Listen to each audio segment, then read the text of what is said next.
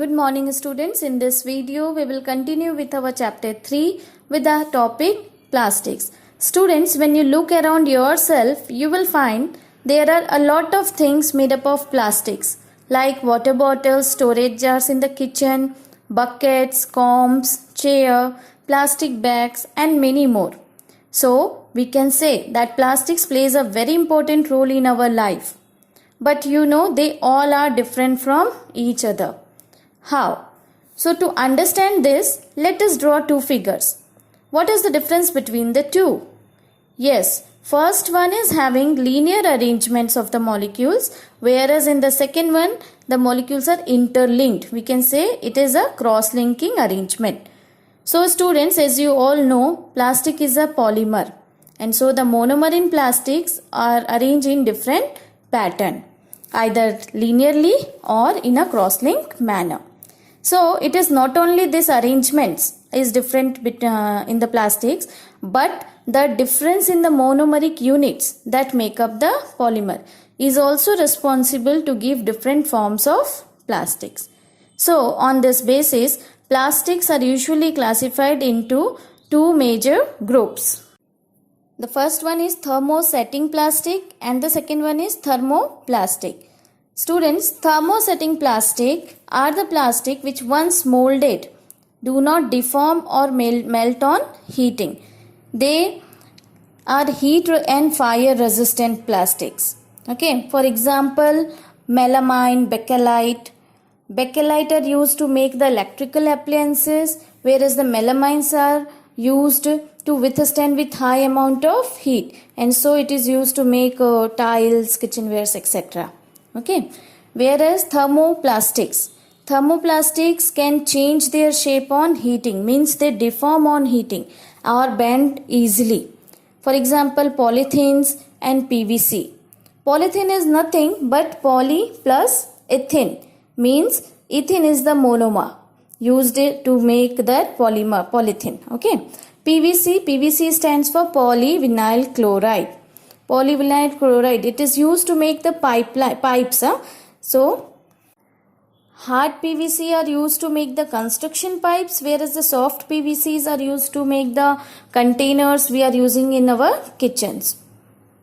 Now let's learn about the different properties of plastics that makes it as a material of choice among the peoples.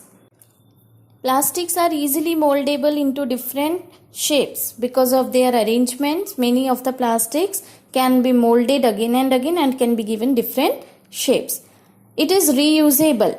Plastics can be melted and converted into other articles, many useful articles. Plastics are light in weight. Plastics are poor conductor of electricity. Students, you all have almost that in electric wires there is metal wire inside having a covering of plastic, as metal is a good conductor of electricity which allow the current to flow, but it may harm others. So to avoid in any direct contact with that metal wire, it used to be get covered with the plastic wire. It proves that plastics are bad conductor of electricity. Next, some of the plastics are heat resistant. For example, bakelite and melamine. Heat resistant means some plastics do not allow heat to affect them. And the examples I already told you, bakelite and melamine. Bakelite, as we already learnt in the previous pages, that it is used to make the electrical appliances, the sockets and all. Okay, as it is a poor conductor of electricity. And melamine, as it stands with that high amount of heat, so it is used to make the fry pan handles, and even it is used to make the uniforms of firemen. And yes, one more example is Teflon. It is used for the non-stick coating on the kitchenwares, cookwares, okay, which does not allow the oil and water to stick on it. Next property is plastics do not react with air and water. They are non-reactive in nature. Students, we can take the example of a metallic container and a plastic container. Metallic container, it reacts with air and water and even the contents of the ingredient we are going to keep in it. Whereas plastic containers, it doesn't react with that, and so it used to be long lasting. Next, plastic containers are durable. They last for longer time as they do not rust. Okay. Plastic containers can also be available in variety of colors. It is a property of plastics that in many colors it is going to be available with us. Next, plastics and the environment. Students, till now we have learned the various properties of plastics that makes it very useful in our day-to-day life through its many ways. But actually, plastics are not good for our environment as plastics does not get decomposed.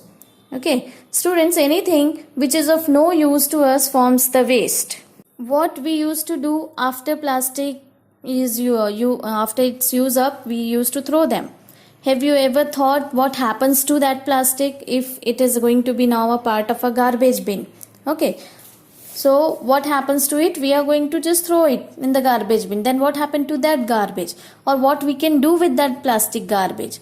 See, there are many options. Let's see whether the options we can follow or not. First one is burn. Can we burn the plastics? See, we can burn it, but we know that plastic melts on heating and it does not convert into ash. Burning plastics releases poisonous gases into air, which further affects the living organism's health once it inhales. So, obviously we can't burn the plastic. The another method we can opt is burying it in the soil. Is it possible to bury the plastic garbage generated in the soil? Maybe this can be done as it will not release any poisonous gases as we are not burning it. But is it possible to bury all the plastics generated and it will not affect the soil also? The answer is no. It is the organic matter which degraded by microorganisms. But the plastics are inorganic substance which cannot be decomposed. So we can't bury them also as it will lead to soil pollution and harm many natural microorganisms. I hope you all know about the biodegradable and non-biodegradable substances. Okay, biodegradable substances are the materials which get decomposed through natural processes by the action of microorganisms in the soil. Whereas the non-biodegradable substances which will not get decomposed by the natural processes my bacteria can't able to decompose the substance, and plastics are the non-biodegradable substance. So it is going to have a harmful effects on the environment if it will persist there. So what else we can do? Yes, we can recycle it. So recycling is the only solution, and now we can say that we sorted the problem. Recycling, I hope you all know, no? We can use it again and again in different ways. Okay. So have we sorted the problem? The answer is no. We should find some alternatives in place of plastics. Like plastic bags used for shopping in market, we used to take plastic bags with us or we used to get it from the market while shopping. It should be replaced by jute bags or any other natural substances, so that any other natural material, so that it will help in lesser generation of plastic waste. And also we can keep in mind the rule of 4 R's. As a responsible citizen, we should keep in our mind the rule of 4 R's. Now what are these 4 R's stands for? Okay, these are reduce, reuse, recycle and recover. So reduce means we should reduce the use of plastic waste. If we will we are going to reduce its use, obviously the waste formation will be, the garbage formation of plastic will be less. Second is reuse.